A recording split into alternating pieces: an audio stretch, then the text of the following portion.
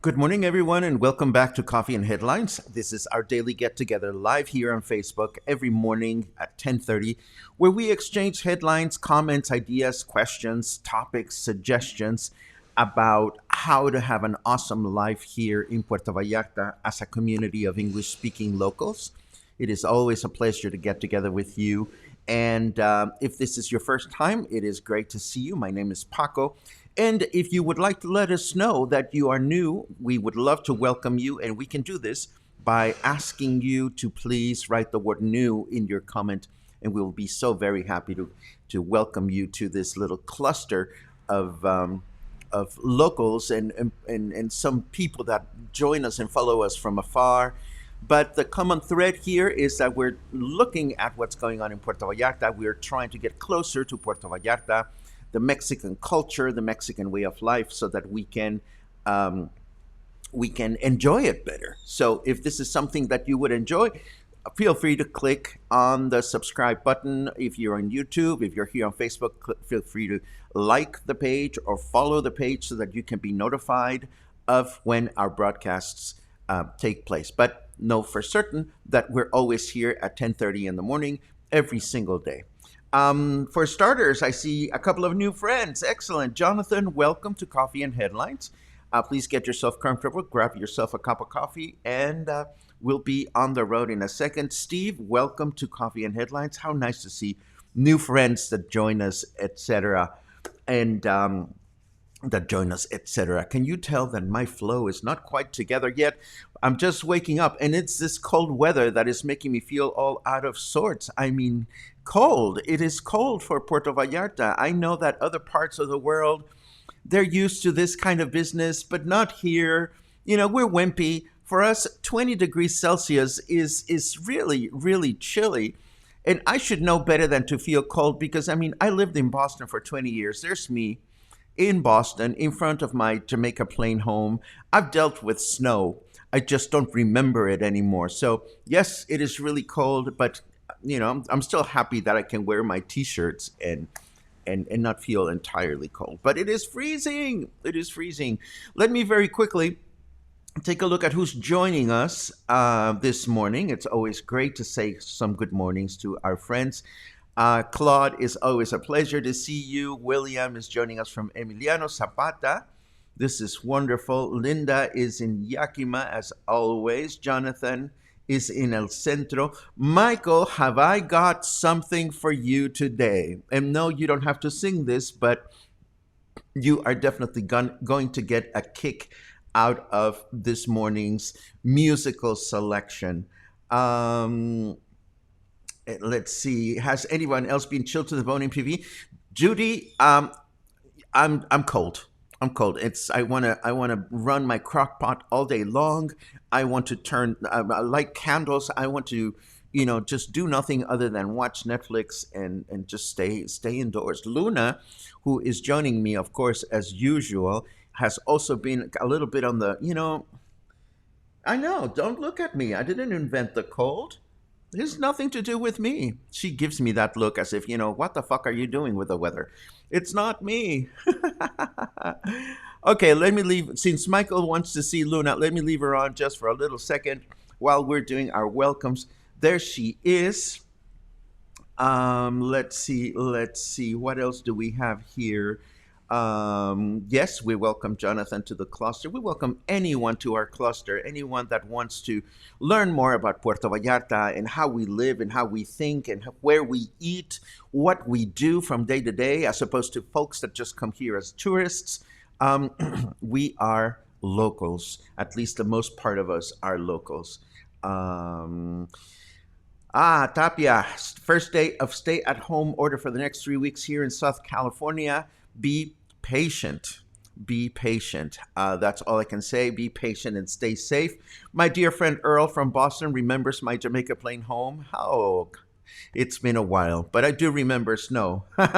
Although it's a shady old memory in my shady old head. That's for sure. Um, let's see. Can I trade your temperature for mine in Boston? Absolutely, Paul. It must be really cold up there, but we try to work with our surroundings as best as we can, and this is exactly what we're doing down here. Um, and with that in mind, I am going to get started with today's news, which are kind of interesting, kind of weird. And then we're going to talk a little bit about yesterday's show, which was kind of fun, but kind of weird. And then we're going to have, because yesterday was fun, but weird, and actually not fun enough for me in my book, but it was more weird than fun, or at least that's the way it felt. I've decided, or we've decided, Luna decided, right, Luna? Luna decided that all this week we would have weird songs. So this is going to be the week of weird, crazy songs to make up for the weird and strange broadcast that we had yesterday, and we'll dive into that for a second in a little while. But first, let's get started with the news, and we will be moving right along.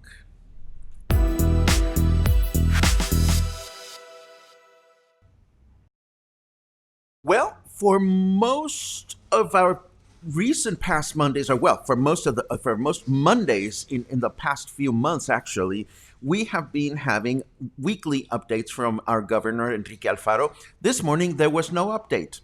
Now that is bad news because we're used to having Enrique Alfaro's reports on a Monday. He usually releases them on Sunday.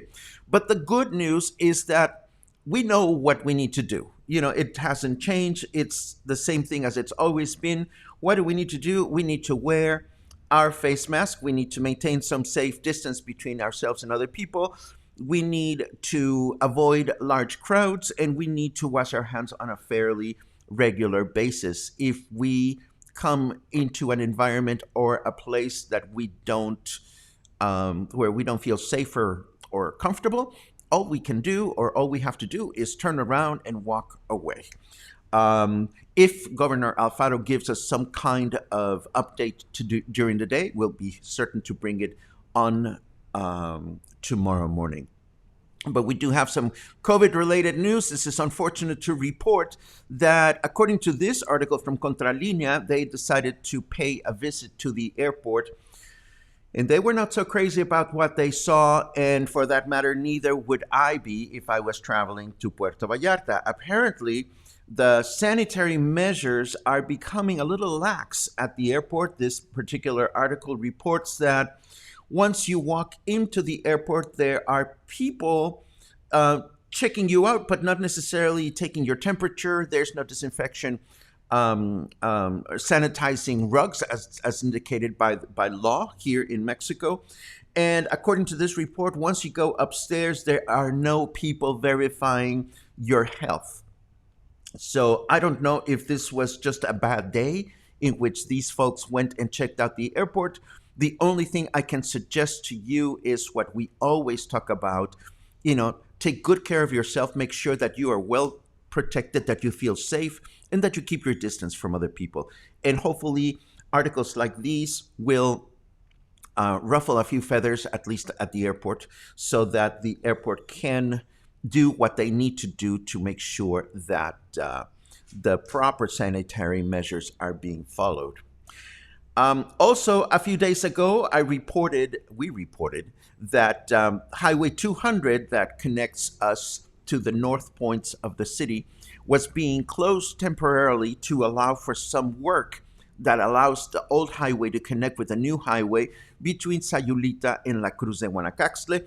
This is happening again. It's been reported that the highway will be closed today, tomorrow, and the 9th and the 10th of December. That is the next 4 days starting today. And it will be closed at night to large freight trucks. If you're traveling in your vehicle, you will be detoured through the Punta de Mita highway, the one that goes from Sayulita through the coast. And it's doubtful, I think, that many of you will be traveling at night. So I don't think you have much to worry about. But do keep that in mind if your travels take you through the highway in the next 4 days. Do expect a few delays. We reported on Friday, or maybe it was Saturday, I don't remember, about the new stoplight for this week here in Mexico. As you know, the country is the safety in the country is determined on a state-by-state basis by this map that we are all very familiar with. Although we also know that Jalisco is not following the map. Jalisco has its own guideline. But even if Jalisco is not following its own map, of course, we want to know that according to the numbers provided by the federal government, we're doing okay. And what this article tells us is that, well, first of all, Nayarit, the state of Nayarit, which was already yellow, went back to orange, and Jalisco seems to be stuck in orange. And we know that orange means that that the danger of COVID-19 is high, not extreme. If it was extreme, then we would be in the red.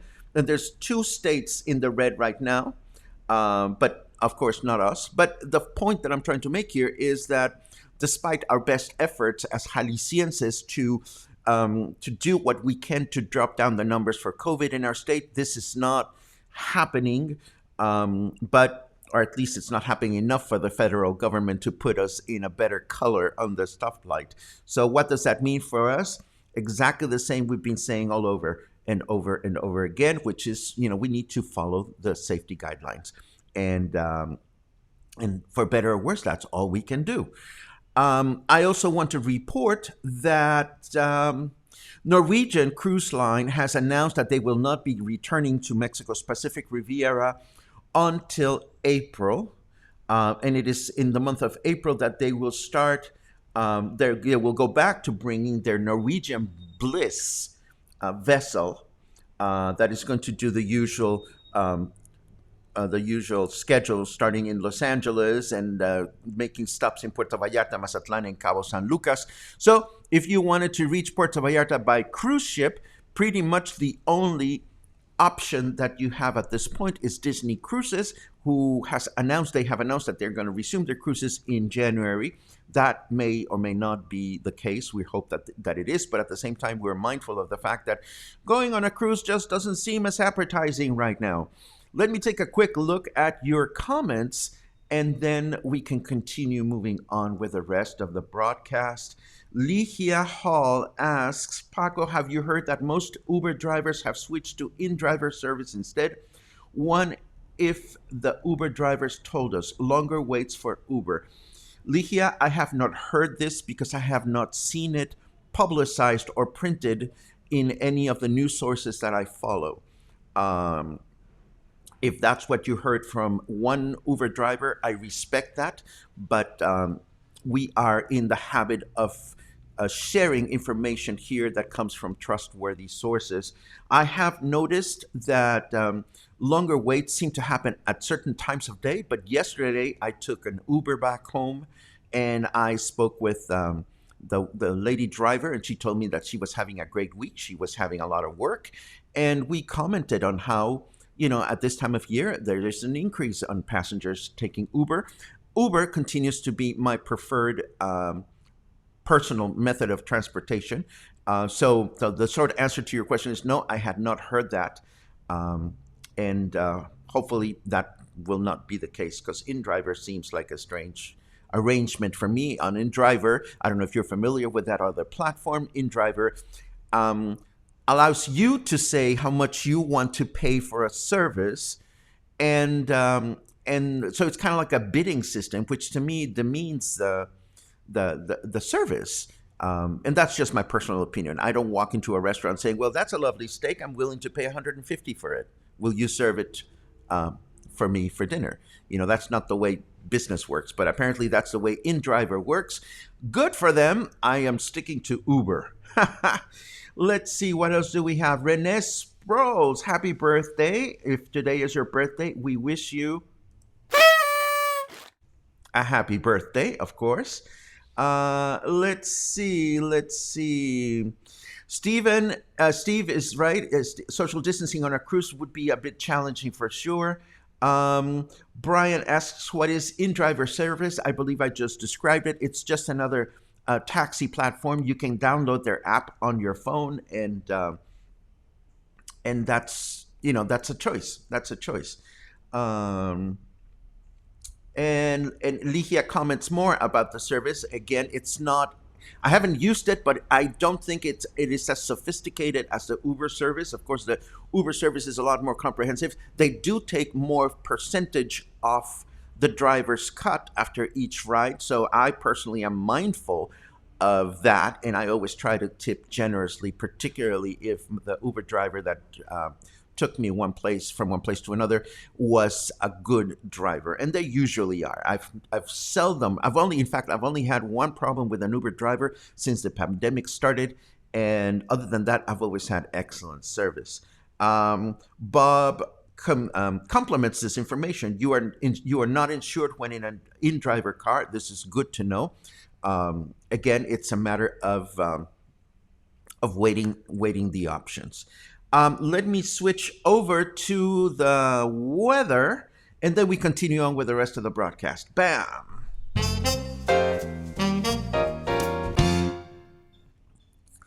Well, it's not as cold as it was. It is 24 degrees, but it feels really chilly. I have a breeze coming in through my neck from the window, and it feels cold to me. It feels very, very cold. It's 24 degrees, feels like 27. It's 76 degrees Fahrenheit, and humidity is a little bit high at 79%. And and Snarky Weatherman says, lucky for you, my crappy weather machine is in the shop for repairs. Well, it still feels rather cold for me, but I guess it is what it is. The weather for today, the forecast, says that it's going to be humid and mostly cloudy with a high temperature of 28. Tomorrow it's going to be the same, humid and mostly cloudy with a high temperature of 29. And Wednesday, humid and partly cloudy through the day with a high temperature of 30. So it would seem that the weather will be a little bit warmer halfway through the week. No swimming pool for me this week. I mean, unless the pool is temperature controlled, there's no way I'm going to feel comfortable going into a swimming pool, at least not in the near future. Let's see, what else do we have? Okay, yesterday was a mess. Yesterday, Sunday Funday was messy, and I apologize for my part of that. I was trying a new setup with a new piece of software that turned out to be a little bit more temperamental than I expected. And that part made it a little unpleasant for me. Needless to say, and I'm sure it was unpleasant for you that I kept, using my mouth and you could not hear me, but it's part of the process. I do apologize for that. I was also broadcasting from a place in which some of you commented that there were people not wearing face masks. And not to whine or anything, but that is always difficult. It's somewhat difficult to hear because what we try to do here is to provide enough information and entertainment so that you will connect with the destination. And yesterday, it was unfortunate for me, but I understand it, that some people's first remark was, well, they're not wearing face masks.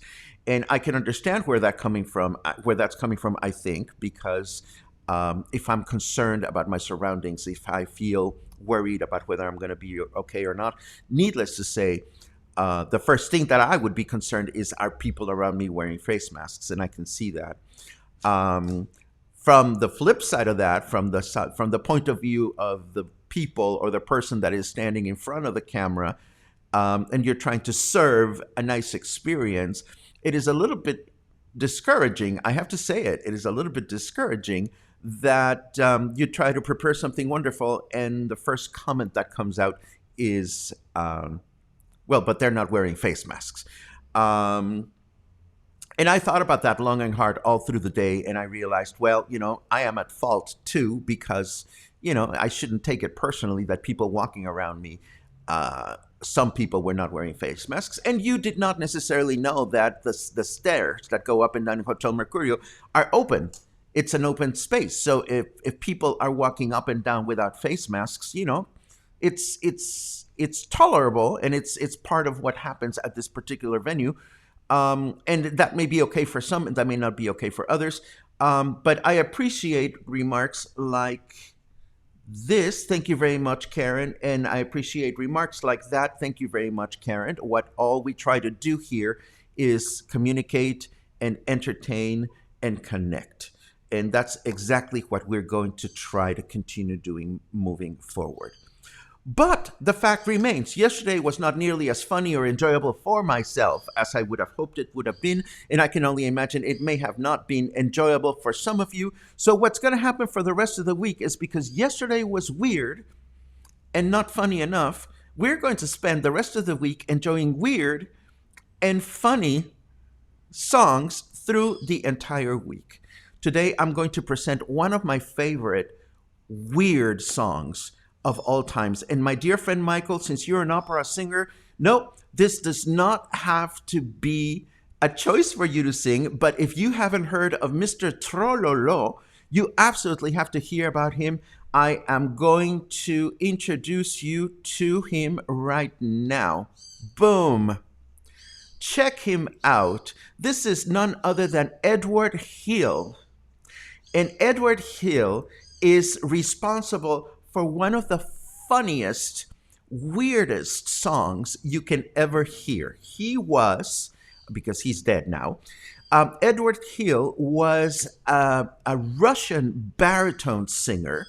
He died in 2012 at the age of 77. And you wouldn't know much of anything about him. You wouldn't know much of anything about him because, like many Russian artists, they live over there and they do not necessarily broadcast their music over here. And back in the 70s, it was actually in 76, I believe, he had recorded a song. And this song was called "I'm Very Happy Because I Am Finally Coming Home." It's perfectly harmless. And the song had to do with a cowboy riding the range while his wife sits at home knitting socks. That was the subject matter of the song. And Eduard Khil was to perform this song on national Russian television. The song was co-written by him and lyricist Arkady Ostrovsky. Arkady Ostrovsky, isn't that a wonderful name?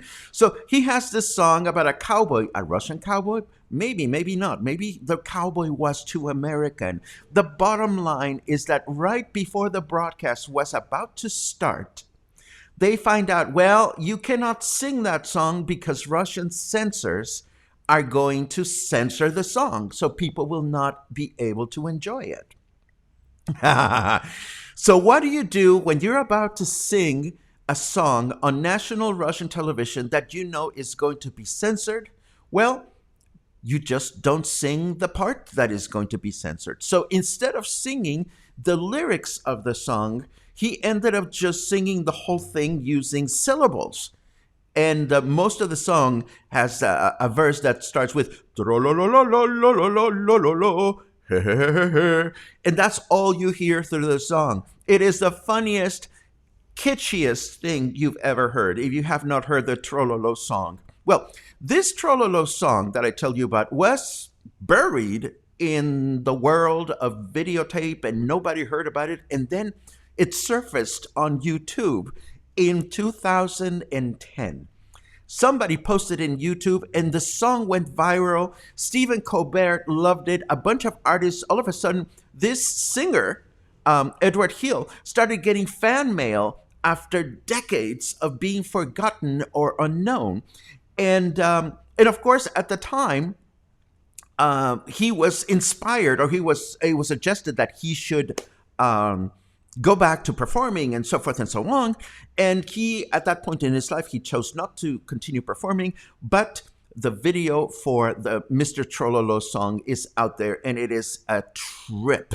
It is an absolute trip. And what I'm going to do is, because it's a full song, I cannot play it online because we don't want to get in trouble with YouTube. But I'm going to leave you with several links. First of all, I'm going to leave you with the link of the song, obviously, which you can enjoy on your own space and time. And it is an old recording. It's kitschy. It's fabulous. We have to listen to this. And if you consume, oh my God, this is a perfect song to enjoy after a brownie or a puff. If you don't, you're still going to get a big kick out of it. I'm also going to leave you with two articles about this. One of them comes from NPR, which was published on 2012, the year that the baritones died. And it tells a little bit of the story. And then I'm also going to leave you with an article about him on the Christian Science Monitor as well, where they tell the whole story of how he was done with his music career, and all of a sudden all his recordings kind of surfaced thanks to this particular song, Trolololololololololo. And you will find yourself trolololing all day long. And I think it's a perfect way to start the week, to listen to this song and just have a good time enjoying it. So that is our weird song of the day. And tomorrow I'm going to share another weird song with you, and so forth and so on, because there are enough priceless weird songs out there. And I'm glad that Michael thinks that this would be a fun thing to vocalize to. You know, Michael, I forget if you're a tenor or a baritone or even a bass. I don't think we've had this conversation. But if you are a baritone, it's definitely something that you are going to laugh about, and I'm sure you're going to enjoy it. And because I am so giddy about the song, and I don't necessarily want to wait for you to enjoy it until I publish the show notes, boom, there it is. I am adding my comment to the comments today so that you can go and click on Mr. Trololo right away after the broadcast. And I'm so glad to see, Michael, that you're a baritone, because then this is totally right up your alley. With that said, and Michael, if you want to rehearse this and give us your version of the Trololo song, it will be absolutely wonderful. Let me take a quick look at your final comments just to make sure that I am not missing a bit. Let's see. Boom, bam, bam, bam. I see a lot of comments. I don't see questions. So all is well. Let's see. Once you've lived here a couple of years, 74 can seem quite chilly. Absolutely. I am totally on William's side on that one. Thank you very much for that, Den. I very much appreciate your remark.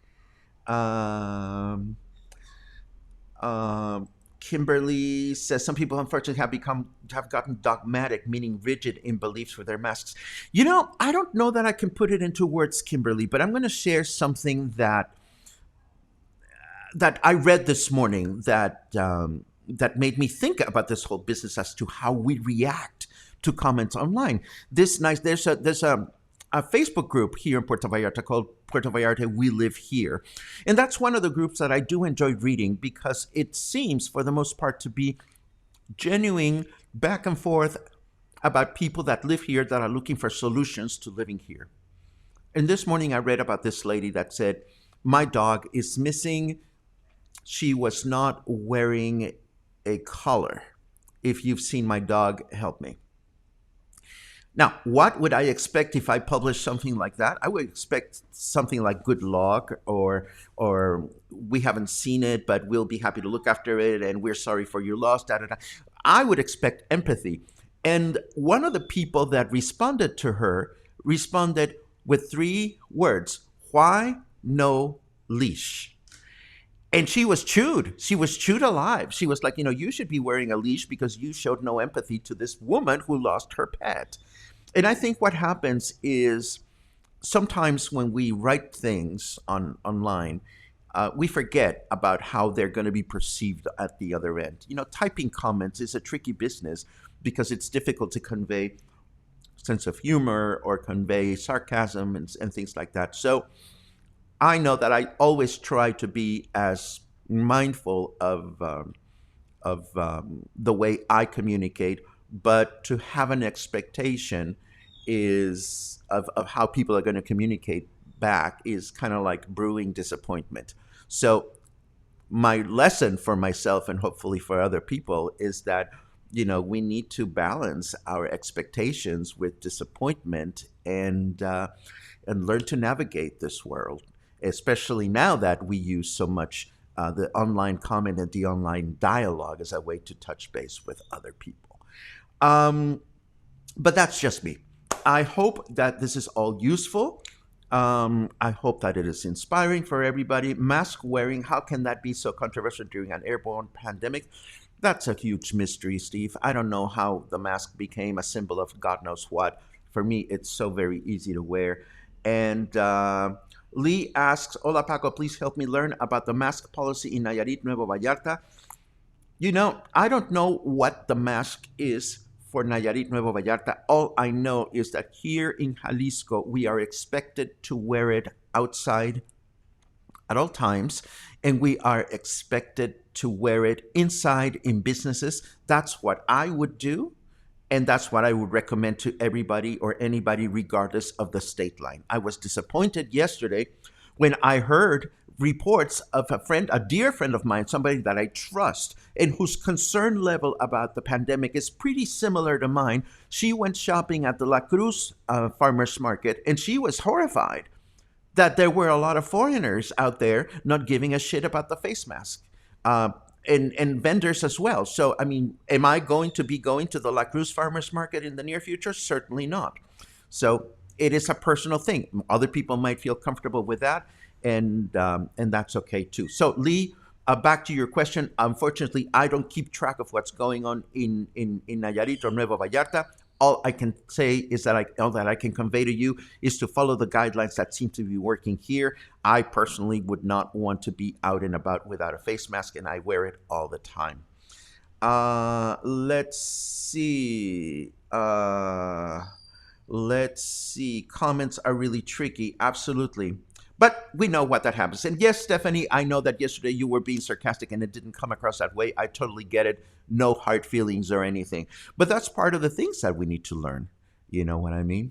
But I'm starting to digress and I'm starting to muse and babble, and that's not the way to start a Monday. So my wish for you is that you'll have a chilly, fun, safe, wonderful week this week, and that you'll stay kind, and that you'll stay safe, and that you'll stay in touch, and that you'll get together with us sometime in the very near future. I hope you have an excellent day.